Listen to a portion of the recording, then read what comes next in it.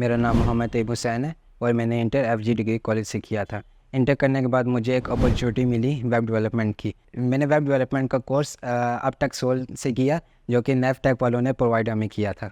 ये 3 महीनों का कोर्स था। इस 3 महीनों के कोर्स में हमने हर तरह की टेक्नोलॉजीज़ सीखी जो कि वेब डेवलपमेंट के एरा में इस्तेमाल होती है। ये टेक्नोलॉजीज़ HTML, CSS, रिएक्ट, हर तरह की जो इसमें इस्तेमाल होती है हमने वो सीखी। अपटेक सोल वालों के जो इंस्ट्रक्टर थे और जो टीचर्स थे उन्होंने हमारे साथ काफ़ी कोऑपरेट किया और हमें हर तरह से मदद की। हर प्रोजेक्ट में हमें साथ साथ हमारे मदद करते रहे। अपटेक सोल वालों का एनवायरनमेंट बहुत प्रोफेशनल था। ये 3 महीनों का कोर्स था जिसमें हमने काफ़ी टेक्नोलॉजीज़ सीखी वेब डेवलपमेंट में जो इस्तेमाल होती हैं।